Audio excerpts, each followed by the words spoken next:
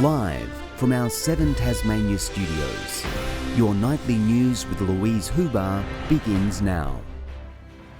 Good evening, everyone. First tonight, another region has been locked out as the country's COVID crisis claims yet another capital city. For more on this ever-evolving situation, let's bring in our reporter Letitia Wallace now, who's at Launceston Airport. Letitia, what are the latest border changes? Good evening, Lou. From 4 o'clock this afternoon, Tasmania has closed off to Darwin and Greater Darwin and Katherine in the wake of another COVID case there where a man was detected with the virus while infectious in the community. It means anyone who has been in Tasmania on or since August 12 will have to be under a stay-at-home order, and anyone who arrives back in Tasmania will not be permitted into the state unless approved as an essential traveller. Now, Tasmania remains COVID-free, and today our vaccination effort was bolstered, with pharmacies now part of the rollout providing AstraZeneca jabs to those over 60. Christine Riley rolled up her sleeves, ready to make history at the Prospect Vale Pharmacy this morning. There you go. Congratulations. Thank you. You are my first COVID vaccination administered in community pharmacy in Launceston. Thank you. Well done. The 64-year-old doing her bit in the pandemic fight. Really good, yes. I'm glad that I've come here and had it done and support pharmacies. And the demand is there. We know there's been some significant issues for some people in accessing their vaccines, so getting it into community pharmacy where we're so accessible, people can walk in. We've had 3 walk-ins this morning now, and just get it done. It's a major shot in the arm after delays in approvals by both the state and federal governments. We've been advocating for this since February this year, and we are the last state or territory to start vaccinating. So today is a really great day for community pharmacy in Tasmania.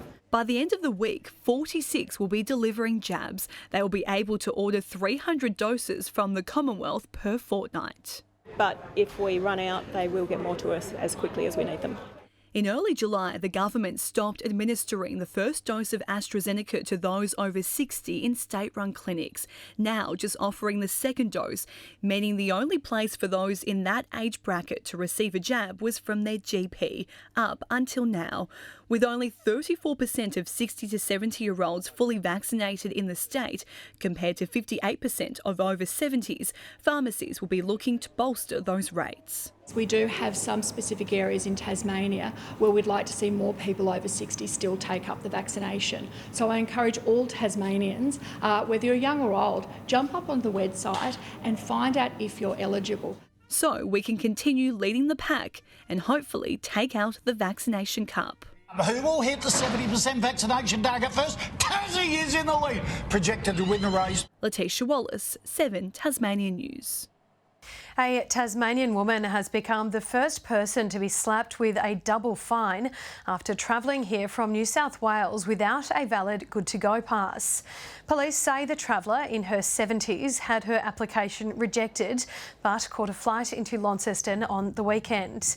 The $1,557 fine for breaching border controls is part of the state government's newly announced Delta Shield plan. Hobart's Travelodge will become a quarantine hotel as the state boosts its capacity. The added rooms will become available in coming days and take the state's total to 594. Recent outbreaks on the mainland are putting more pressure on the hotel quarantine system here, according to the Health Minister. Rebecca White is back from maternity leave as leader and is now hoping to bring the Labor Party back on track. But a cloud remains over the party as it awaits the findings of an internal investigation into embattled MP David O'Byrne.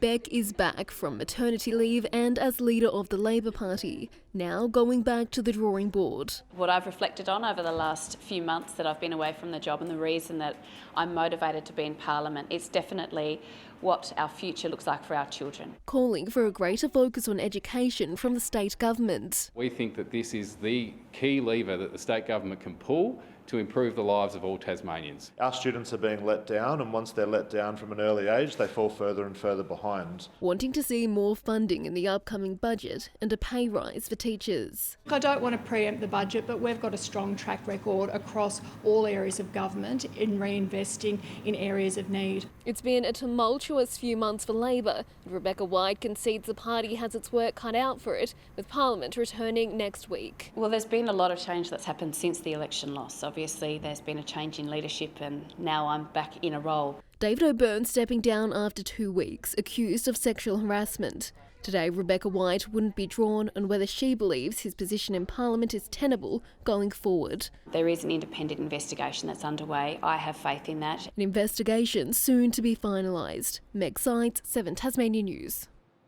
Tasmanians were treated to blankets of snow across much of the state today. The cold snap bringing tourism to regional areas and more is expected tomorrow.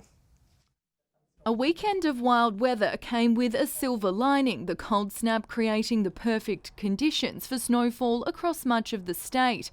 Hobart residents woke to a snow-capped Mount Wellington, the Fern Tree Tavern proving the perfect spot to frolic. Snow to around 400 metres, did have a report around 350 metres. Pretty sure there'd be some snow flurries to around 300. Parts of the state seeing snow rise above 800 metres. Cradle Mountain received a dumping, so too did the Great Lake, and a treat for drivers along the west coast, with blankets of snow lining the highway. Any of the snow falling above 400 metres will be in the west, south and central areas. Bringing much needed tourism for businesses across the Derwent Valley. It really is important, not just for the business here in the park, but all the way up the upper Derwent Valley through New Norfolk. All of the businesses do see the effect of a snow weekend here in Mountfield. For anyone that missed today's wintry conditions, more is expected tomorrow. Ainsley Kosh, 7 Tasmania News. A new jobs scheme is aiming to reconnect Tasmanians with the workforce. Subsidies of up to $6,500 are now available for businesses if they hire people who are returning after long-term unemployment. We know that anything we can do to increase the workforce that we have here in Tasmania is important. Decreasing impediments, such as someone's perhaps perception of an employee, is really important. New staff must receive at least 15 hours per week and not displace current workers. There are calls for the state government to make homeless young people a priority in the upcoming budget. Colony 47 says Tasmanians under the age of 25 currently make up 20% of the public housing waitlist. We want to see a pretty committed and ongoing investment in housing, and our view is at least 20% of the investment in housing should be in young people. Young people generally want two very simple things: somewhere stable to live and somebody to help them. I don't think that's too much to ask. The state budget will be handed down next Thursday. For Tasmanians living with an acquired brain injury, communicating with strangers can be a stressful and confusing experience. But a new national assistance card is aiming to ease that, with a campaign launching today to mark a national week of awareness.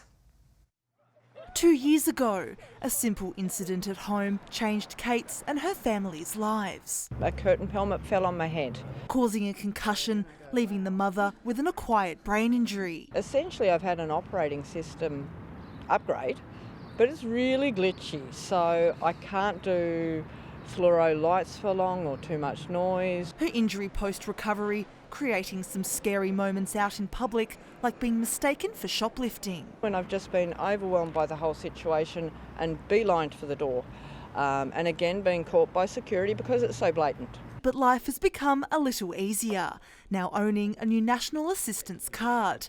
A campaign for others to express interest to gain one later this year, launching nationwide today for Brain Injury Awareness Week. It builds their capacity to be able to communicate some of the challenges or the difficulties they have and pave the way for other people with brain injury that might follow. So it's enabled me to go shopping and know that I can explain myself more clearly and quickly because I want to participate in life.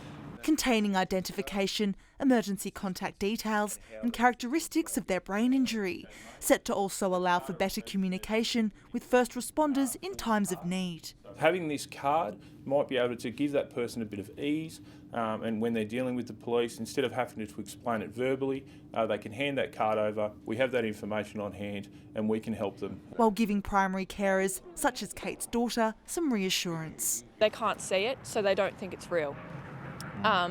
But being able to show the card is something real, but I think that allows myself as the main carer to feel a lot more confident in letting her go out the door. Ruby Kamane, 7 Tasmania News. Improved facilities at the Tamar Valley Steiner School have been unveiled. Students are set to benefit from refurbished classrooms, a disabled access bridge and an uncover assembly area, which hosted its first choir performance today.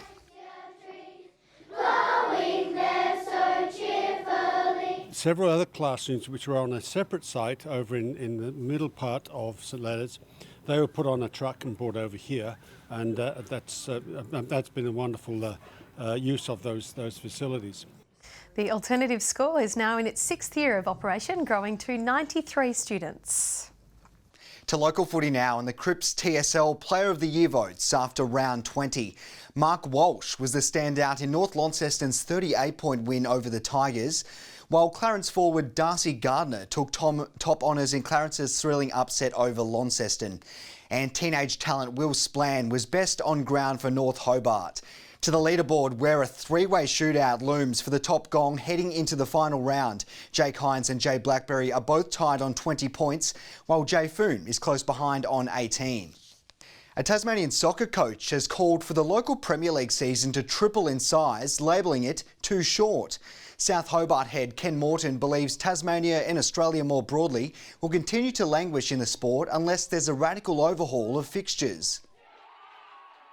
If we want to compete with the rest of the world in soccer, then we have got to be playing 50, 60 games a season. He says he was impressed by his side's 2-1 victory over Kimbra and is opting to blood young players over the remaining few weeks. Good evening. Some temperatures up to 6 below average today. Hobart 10, Launceston 14, Burnie 11 and Devonport 12. The best was 14, also recorded by St Helens. The Bass Strait Islands 13 today, Smithton and Friendly Beaches 12, Lowhead and Strahan 11, Bushy Park 10, Lyawini -2 overnight, but it did warm up today to hit 1. Areas of clear sky about the central north and northeast today, a fair bit of cloud elsewhere. You can see that cold air moving in from the southwest. Also that air over Victoria, low cloud over the Bight and the South Australia coast. Tomorrow the southwesterlies moderate a little as the high moves over, dominating most of the country. Winds from the southwest as strong as 30 to 40 knots early over the east and southeast, but by evening more from a westerly direction and down to 10 to 20 knots, swells at 6 metres in southern waters. A gale warning's on from Wineglass Bay to South East Cape, a strong wind warning for all remaining coastal waters along with the central plateau lakes, and a minor flood warning for the River Derwent.